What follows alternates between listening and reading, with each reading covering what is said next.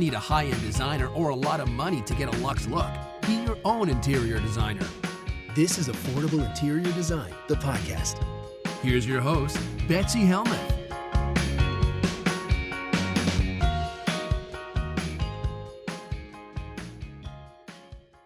Okay, my next question for today comes from Justine. Justine is writing in from Philadelphia. She writes, "Hi, Betsy. Thank you so much for all you help. Oh, golly. Thank you so much for all that you do to help with design dilemmas. I'm so grateful for your podcast, and I've learned so much. I'm struggling with the entry and dining room of our home. I was hoping you could help me. We have a small house, and during COVID, we had walls removed to open up the entry, dining, and kitchen area to bring in more light. It feels so much bigger, and we are happy with it. But I am struggling with how to separate the entry from the dining room now that there are no walls. The front door opens into the dining room. Should I add some sort of storage piece against the wall under the stairs? There is a chair there now, but we are getting rid of it. Would you suggest that we switch to a round dining table and chairs?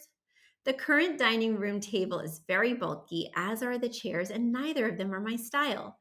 I was thinking a round table might make the area seem larger, and maybe a buffet would work to separate the entryway from the dining room.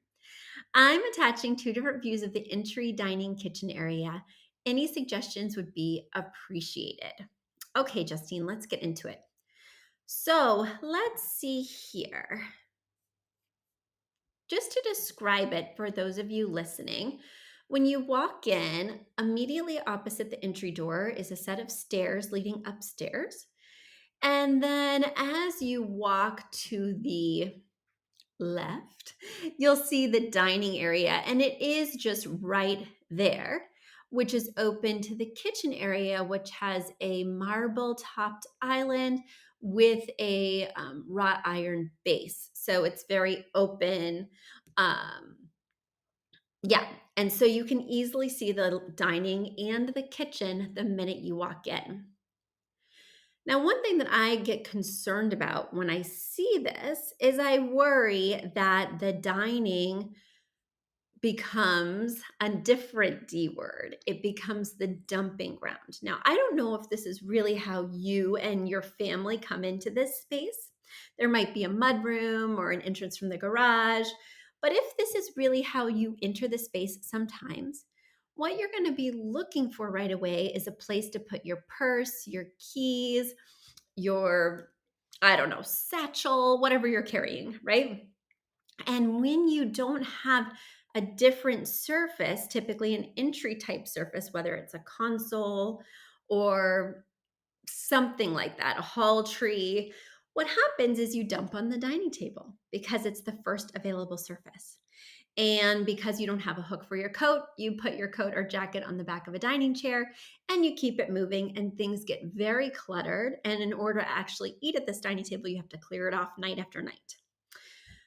So there's one partial wall that still remains from the entryway. And with only two photos, I don't have an amazing angle, and I certainly don't have a good view of this partial wall.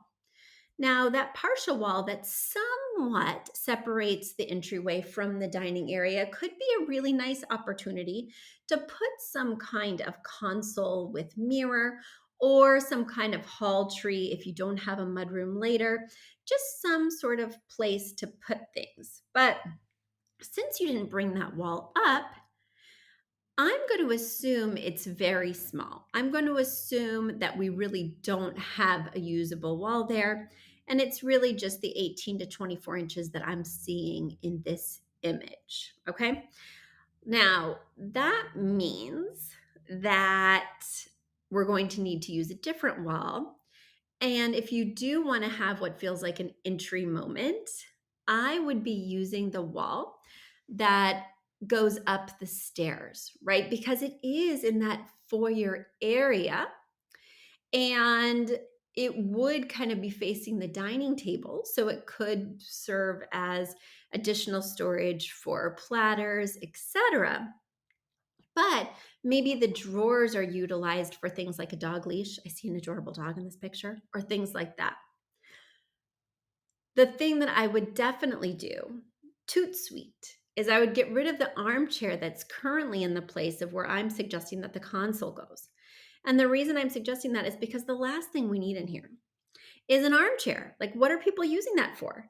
It looks like you're trying to shove a living room into the dining room and into the foyer and into the kitchen. And it's weird because we have other chairs right next to it. Now, yes, they're not upholstered, they are wooden dining chairs, but it feels very unusual to have this overstuffed armchair right opposite these wooden dining chairs. So get rid of that and put that console there as a good way to kind of transition the zones. And then it can do double duty as a buffet as well as an entry console. Now, let me go back to your questions to make sure that I answered them. Oh, here we go. Here's one that I didn't answer about the shape of the table. Now, guys, this is not a decision I'm going to make for you. This is a decision that math, geometry is going to make for you. Do you guys remember my rule? If you don't remember my rule, it means that you need my book. You'll want to go to affordableinteriordesign.com/classes where you can purchase my book. Once again, affordableinteriordesign.com/classes to purchase that book. Because here's what I'm seeing. First of all, you know if you need a circular table if you have a square space. So square spaces take circular tables or they take square tables on a diagonal. Rectangular spaces take rectangular or oval tables. Now, for 80% of the spaces that I work on, dining areas are rectangular, which means they would take an oval or they would take a circle, or I'm sorry, an oval or a rectangle. Only 20% of the time do we use a circle. Now, the room doesn't have to be a rectangle if it's got like a buffet on one wall. And when you do the math in front of the buffet to the wall across, the parallel wall and the other two parallel walls, if that adds up to be a square, then a circular table is needed, right? So sometimes it's not always the architecture that defines the room. It's also the furniture placement that defines the open space. And in these very open rooms, because you've made this a very open space, what can define the size of the room is not the walls because there's an absence of them, but it can be the flow of the room. Like, do I need a very big walkway? If I need a very big walkway, it's made the usable space for the dining table much shorter, which perhaps has transformed it to a square. So math is going to determine what you do here. But let me just tell you, you have a linear pendant above the rectangular table, and a linear pendant is never okay, or a linear chandelier, you can call it either way, but this is a linear pendant or chandelier, and it is never going to work above a circular table. So you would need to change out this fixture for a chandelier that is not elongated. And then the other thing is if you're changing the quote unquote shape of this room in a way that doesn't align with the architecture but does align with the walkways, you may need to move the placement of this light fixture because, of course, we know that whether it's a circular table or a rectangular table, the chandelier needs to be directly over the center of the table. And we don't know where the center of the table is anymore if it may not be in the center of the room due to walkways. It's also going to necessitate you buying a new rug because we don't want a rectilinear rug under a circular table. That would make no sense at all. It's got to be square. Is it worth all the drama to get a circular table and more room in this room? For me, it's a question mark, especially because these walkways seem ample. So I think you're adding a lot more issues to a problem that could be solved in an easier way. That's just my 2 cents. But Justine, these are just ideas off the cuff. You'll think more deeply and you'll keep us posted. A big thank you to Aton and the Embassy who wrote our theme song. A shout out to Catherine Heller who owns the podcast shop and is our editor extraordinaire.